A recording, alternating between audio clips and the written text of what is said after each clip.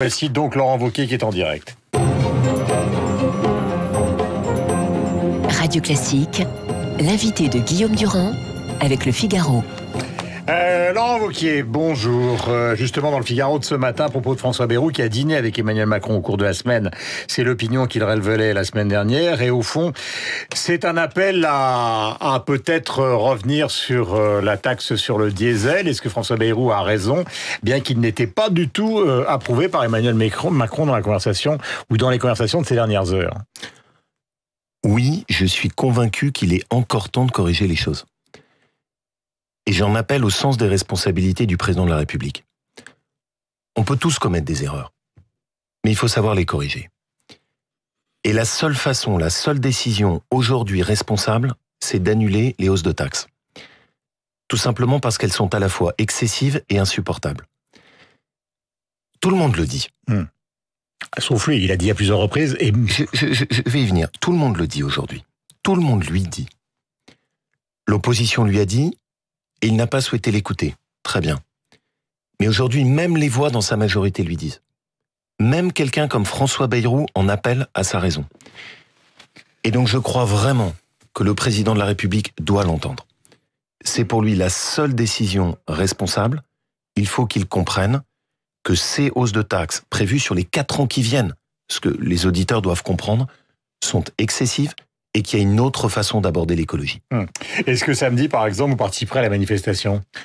Vous l'avez compris, ce que j'espère, et je l'espère profondément, et au fond, la demande de François Bayrou va dans ce sens, c'est qu'il y ait une parole forte du président de la République avant samedi, pour éviter que tous ces Français aient à nouveau besoin d'aller dans la rue pour se faire entendre. Il n'y a pas quelque chose qui vous frappe, Monsieur Durand, sur cette question? Vous savez par définition qu'il ne le fera pas, puisqu'il l'a dit une fois, 2 fois, 3 fois, 4 fois. François Bayrou l'a vu au milieu de la semaine. Pardon, mais c'est quand même... Il était au courant de l'interview du Figaro, il a toujours dit que pour l'instant il ne ferait rien. C'est quand même un signe. Le cap. Qu'aujourd'hui, même François Bayrou lui dise « on va pas dans la bonne direction ». Que même François Bayrou en appelle à sa raison, au fait qu'on s'arrête et qu'on réfléchisse. Pourquoi cette espèce d'emballement? Et puis, à cause de François Hollande, à cause de Nicolas Sarkozy, à cause du fait que dans son imaginaire du pouvoir, il est hors de question de reculer, jamais. Oui, mais et je voudrais bien revenir là-dessus. Quand le pouvoir réforme, quand il a le courage de prendre des décisions qui permettent d'améliorer le pays, c'est l'honneur d'un responsable politique d'avoir le sens de l'intérêt général et de ne pas reculer. Mais là, on ne parle pas de ça. Là, on parle juste d'une augmentation d'impôts. Les Français qui défilent dans la rue ne défendent pas pour défendre un statut, ils défendent pas pour défendre un régime spécial, ils ne descendent pas pour refuser un changement en matière d'éducation ou sur le code du travail. Ils descendent dans la rue pour dire « stop, on ne s'en sort plus ». Et il y a un point quand même qui me frappe. Où est passé le président de la République? Il était hier au Congrès. Enfin, il n'est pas au Congrès, mais il a accueilli les maires à l'Élysée. Il était à l'Élysée. Ça ne vous frappe pas? Cette espèce de sentiment de recroquevillement du pouvoir sur lui-même? On avait la semaine dernière un président de la République qui était omniprésent, partout, dans tous les médias. Et aujourd'hui, sur les Gilets jaunes, on ne l'entend pas, à peine quelques phrases. Pas de paroles, pas de discours d'apaisement, pas de gestes. On comprend, donc l'état de grâce, vous l'avez à plusieurs reprises dit, l'état de grâce est terminé, mais est-ce que vous avez l'impression, c'est une question, pas un jugement de ma part, qu'il y aurait, justement, malgré les avertissements de Le Drian, de Bayrou, une sorte de déliquescence de ceux qui gouvernent ou de ceux qui sont avec Emmanuel Macron au pouvoir? J'écoutais avec attention la chronique de Guillaume Tabar, que j'aime beaucoup parce qu'elle est toujours limpide. Quand on regarde ce qui s'est passé hier, au fond, quand le président reçoit les maires, quel est le signal qui est envoyé? C'est un pouvoir qui n'entend plus. Il n'entend plus la France qui travaille et qui s'exprime avec les Gilets jaunes. Il n'a pas entendu les retraités qui ont exprimé leur détresse sur la CSG. Et au fond, il n'entend plus les élus. À tel point d'ailleurs qu'il ne va même plus les voir. Il ne se déplace pas au Congrès des maires pour échanger et discuter, il les fait venir à l'Élysée. Ils sont venus. Ils auraient pu boycotter. Mais c'est tout un symbole. C'est le symbole d'un pouvoir qui se recroqueville sur lui-même et qui s'enferme. Il faut relire Tocqueville.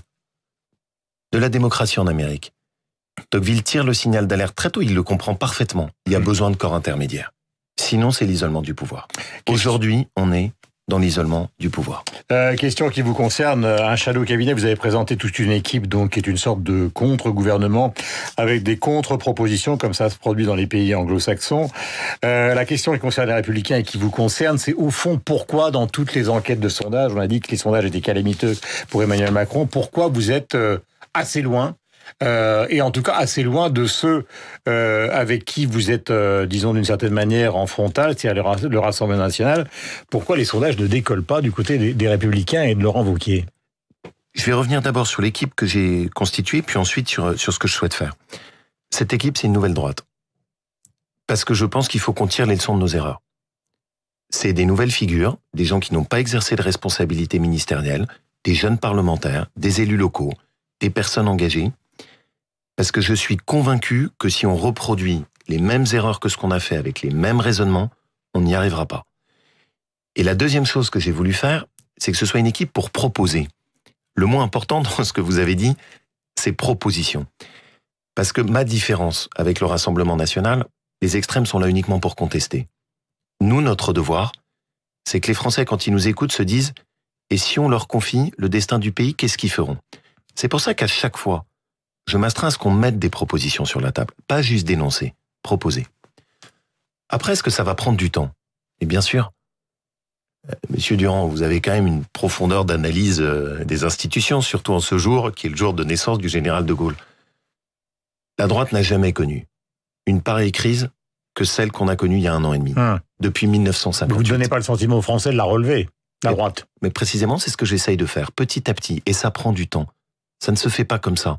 Trop souvent, dans la scène politique... Donc c'est pas vous qui êtes en cause, c'est la perception qu'on a de vous. C'est pas du tout ça ce que je dis. C'est l'ensemble de notre responsabilité. On a été disqualifiés du second tour. On a écœuré les Français pendant la campagne de la présidentielle. Et vous pensez qu'en un claquement de doigts, les choses vont se retourner? Je vais vous donner un exemple. Par exemple, sur la décarbonisation de l'économie, François Fillon a insisté pendant toute la campagne là-dessus. Et maintenant, vous tenez un discours qui est quand même relativement différent aujourd'hui. Non, Monsieur Durand. On se dit, c'est des schizophrènes. Non, Monsieur Durand. La schizophrénie continue à droite. J'aime bien qu'on ne caricature pas ce qu'on a dit. François Fillon... C'est pour ça que je vous réponds, avec une grande netteté. François Fillon a été interrogé pendant la campagne des présidentielles pour savoir est-ce qu'il augmenterait la taxation sur l'essence et le diesel. Il a toujours répondu non. Est-ce que pendant le quinquennat de Nicolas Sarkozy, la taxation sur le gasoil a augmenté d'1 euro? Non. Mais les impôts massivement aussi à la fin. Et c'est pour ça que ça, en revanche, je veux qu'on en tire les conséquences. Celui qui vous parle est président d'une région qui fait 8 millions d'habitants. Et vous pouvez vérifier ma parole parce que je suis la région qui a fait le plus d'économies et surtout qui n'a augmenté aucune taxe. Je suis très lucide sur parfois le poids des déceptions que je dois gérer, dont je suis l'héritier. Parce que souvent, parfois, à tort, notre famille politique a déçu. C'est pour ça que ce à quoi je m'astreins, c'est une colonne vertébrale claire, des valeurs claires, et dans mes responsabilités d'élu local, j'applique ce que je dis pour que les gens puissent vérifier. Une nouvelle droite, et croyez-moi, sur la durée, on y arrivera. C'est une nouvelle droite qui ressemble à qui? À celle, par exemple, du chancelier autrichien Sébastien Kurz, qui ressemble à celle de Salvini en Italie, qui ressemble à celle... d'Angela Merkel en Allemagne sur le plan économique, qui ressemble à celle de la nouvelle droite qui est en train de se bâtir en Espagne, qui s'inspire de ce qui a pu être fait au Danemark. Est-ce que j'ai un seul modèle? Bien sûr que non. En revanche, ce que j'essaye de faire, c'est de regarder ce qui se passe à l'étranger, parce que trop souvent, les dirigeants politiques sont trop nombrilistes. Et dans cette période, ce qui est intéressant en Europe, et trop peu souvent relevé, c'est qu'au-delà des partis extrémistes, il y a un peu partout en Europe une nouvelle génération à droite qui se lève, et qui, au fond, repose sur 2 idées. 1, nous, on doit arriver à faire des économies sur la dépense publique pour baisser les taxes. C'est le problème majeur d'Emmanuel Macron. Et 2, être ferme sur les sujets de l'immigration et de la sécurité. Vous me répondez brièvement sur 2 noms, et j'ai une question de fond à vous poser concernant une intervention récente que vous venez de faire concernant justement, c'est une intervention qui était face aux gens de sens commun. 2 noms. François-Xavier Bellamy, donc tête de liste aux européennes, oui ou non? C'est quelqu'un qui a du talent. Philosophe, élu. C'est quelqu'un qui a du talent, mais pour l'instant, pour moi, le moment n'est pas venu de choisir la tête de liste. Je veux d'abord qu'on travaille sur le programme, pas qu'on fasse de la politique de casting. D'abord ce qu'on veut faire, et ensuite la personne pour le porter. Carlos Ghosn, il faut le condamner si les preuves sont là, ou c'est une très mauvaise nouvelle pour la France, parce que Ghosn, c'est d'abord et avant tout Renault pour nous. Même si c'est Renault, Nissan, Mitsubishi. Mon gros sujet de vigilance, c'est l'avenir de Renault. Et je veux bien que tout le monde se concentre là-dessus.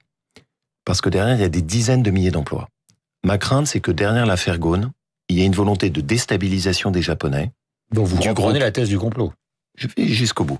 Du groupe Renault-Nissan, soit pour le faire exploser, soit pour affaiblir Renault à l'intérieur de l'ensemble. On doit être très vigilant, parce qu'au-delà de la personnalité de Ghosn, derrière, je ne voudrais pas que ça aboutisse à une nouvelle tragédie industrielle, comme celle qu'on a connue sur Alstom. Attention, ce sont des enjeux extrêmement lourds pour notre pays. On a connu des débâcles industriels. Méfions-nous de la réalité de ce qui se passe derrière cette affaire. Alors la question va être provocante pour terminer cet entretien. Vous êtes intervenu devant Sens commun parlant de nazisme à propos justement de la PMA et d'eugénisme et des dangers de la science. Question frontale, est-ce que après avoir écrit son excellent livre, en tout cas son livre sincère, je ne sais pas s'il est excellent du point de vue littéraire, sur qu'est-ce qu'elle est ma famille, est-ce que Marc-Olivier Fogiel est une sorte de Mengele? Je vous remercie, monsieur Durand. C'est brutal comme question. Et je vous remercie de me permettre de revenir sur ce sujet. Parce que les homosexuels ont détesté votre intervention. Vous me permettez d'aller jusqu'au bout? Je vous en prie. Merci. J'ai entendu au cours des derniers jours des présentations malhonnêtes intellectuellement de mes propos. Et pour vous le dire, je trouve que bien souvent le débat politique français préfère des polémiques superficielles au fait d'aller au fond des choses. C'est tellement plus facile. Ai-je dit à un seul moment, dans mes propos dont je ne doute pas que vous les avez entièrement entendus, que la PMA sans père c'était du nazisme? Jamais. Pas à un seul moment. Je ne confonds ni le sujet, ni l'époque, cela n'aurait pas de sens. Ce dont je parlais, c'était la marchandisation des gamètes. Pour que nos auditeurs nous comprennent, qu'est-ce que c'est? Vous avez un site, par exemple internet, Cryos, où vous pouvez acheter comme sur Amazon des gamètes. Quelle couleur de cheveux est-ce que vous souhaitez qu'ait votre enfant? Blond. Quelle couleur d'yeux? Bleu. Quelle taille? 1m80. Et en fonction, le prix varie. Ça a un nom. Ça s'appelle l'eugénisme. Et mais ça n'est pas des capacités et des recherches de la science depuis des années qui sont évidemment contrôlées. Monsieur Durand, cette société-là, ça n'est pas celle que je veux.